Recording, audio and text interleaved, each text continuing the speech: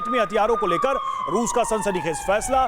NATO की सीमा पर एटमी हथियार तैनात करेगा रूस। बेलारूस में रूस के राजदूत का बहुत बड़ा बयान। नाटो से अब सीधे टकराव के लिए तैयार पुतिन।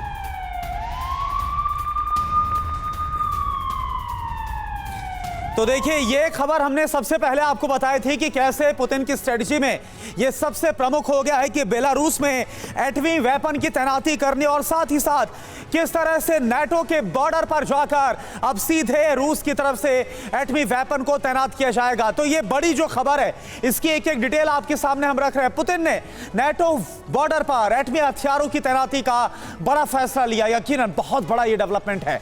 आइए इस पूरे मामले को तफसील के साथ समझते हैं। फटाफट हम देख लेते हैं। नाटो का बॉर्डर, पुतिन का एटमी ऑर्डर।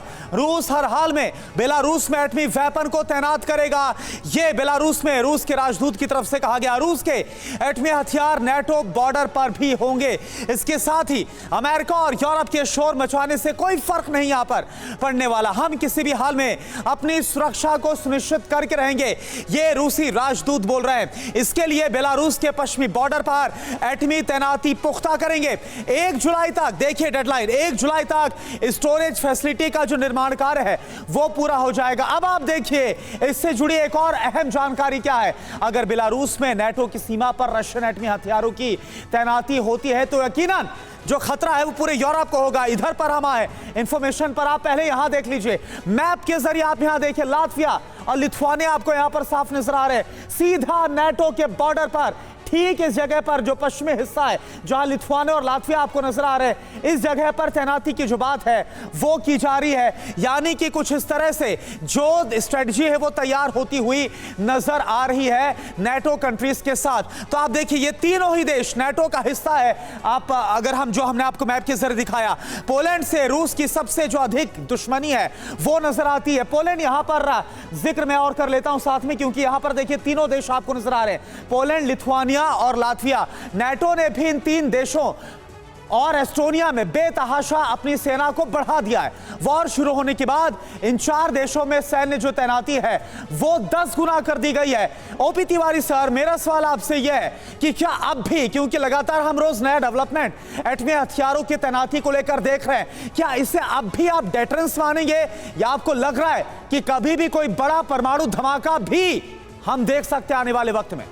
कोरोना धमाका का प्रोबेबिलिटी उतना हाई नहीं है जितना हम सोच रहे हैं, लेकिन चांसेस जरूर है। मैं इसको रूल आउट नहीं कर सकता। जब अमेरिका ने 5 देशों में 6 इंस्टॉलेशन पर न्यूक्लियर इंस्टॉल कर रखा है तो रशिया का भी बनता था। अभी रशिया भी चुपचाप बैठी हुई थी। अभी रशिया को बहाना दे दिया उन्होंने, नाटो कंट्रीज ने बहाना दे दिया अपना न्यूक्लियर आर्सेनल को बढ़ाने के लिए और डिफरेंट कब्जा करने के लिए। ये इनडायरेक्ट मैसेज है यूरोप देशों के लिए कि आप पोस्चरिंग है और नाटो का जो क्रो का सर, ऐसा मैसेज अमेरिका इस दुनिया का जो अंकल सैम बनने की कोशिश करता है। अमेरिका अगर ये करे तो ठीक, अगर रूस करे तो गलत।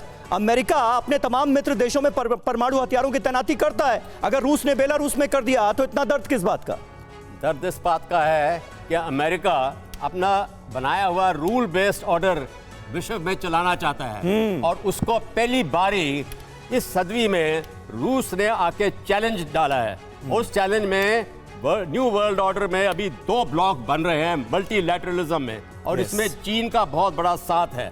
और जब चीन का साथ है, ईरान, नॉर्थ कोरिया, ये भी न्यूक्लियर पावर्स जो है, ईरान न्यूक्लियर पावर बनने वाला है। मैं समझता हूँ कि ईस्ट एशिया में एक न्यूक्लियर वॉल बनती है। नॉर्थ कोरिया, चाइना, रूस, और इधर अभी मिडिल ईस्ट में ईरान, रूस, और ऐसा लग रहा है कि न्यूक्लियर पावर को लेकर अमेरिका की जो पॉलिसी थी या कूटनीति थी वो उल्टा पड़ता हुआ दिख रहा है। और उन तमाम देशों के पास अब नाभिकीय हथियार हो जाएंगे, इसकी संभावना बढ़ती जा रही है, जहां अमेरिका नहीं चाहता था।